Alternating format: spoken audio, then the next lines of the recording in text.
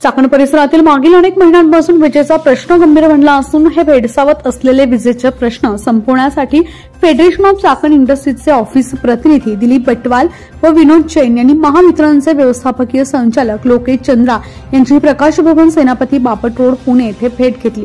यावेळी MSEDCLचे प्रकल्प संचालक तालेवार व मानव संसाधनांचे संचालक राजेंद्र पवार हेही उपस्थित होते। यावेळी फेडरेशनच्या प्रतिनिधींनी त्यांच्या निदर्शनास आणून दिलं की चाकण परिसरातील MSEDCLची सर्व यंत्रणा ओव्हरलोड झाली असून पॉवर शॉर्टेज निर्माण झालाय।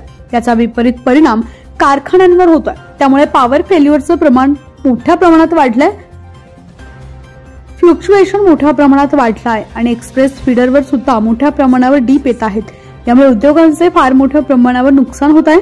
मोठ्या प्रमाणावर मशीनचा मेंटेनन्स खर्च वाढलाय, प्रोडक्शन लॉस होत आहे, रॉ मटेरियल वेस्ट होत आहे, त्याचबरोबर प्रोडक्शनवर विपरीत परिणाम होतो आणि त्याचवेळी MSEDCLच्या रेव्हेन्यूवर सुद्धा याचा विपरीत परिणाम होऊन MSEDCLचे मोठ्या प्रमाणावर आर्थिक नुकसान होत आहे।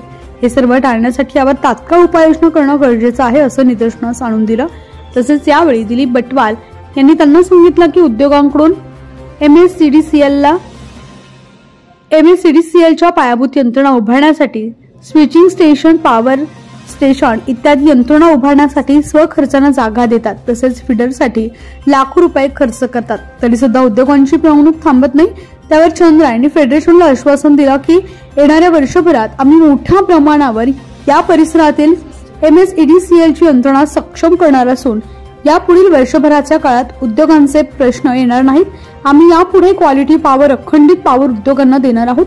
अजिबात पॉवर शॉर्ट होऊ देणार नाही। पुढील 5 वर्ष इलेक्ट्रिसिटीचे पॉवर टेरिफ सुद्धा आम्ही वाढवणार नाहीत, याची दखल आम्ही घेतली आहे। यापुढे उद्योगांना इलेक्ट्रिसिटी संदर्भात तक्रार करण्याची संधी आम्ही देणार नाही असं आश्वासन दिले आहे। आपल्या भागातील महत्त्वपूर्ण बातम्या पाहण्यासाठी आजच आमच्या चॅनलला सबस्क्राइब करा आणि बेल आयकॉन प्रेस करा। आणि तुम्ही जर आमच्या बातम्या फेसबुकवर पाहत असाल तर आजच आमच्या फेसबुक पेजला लाईक, शेअर आणि फॉलो करा।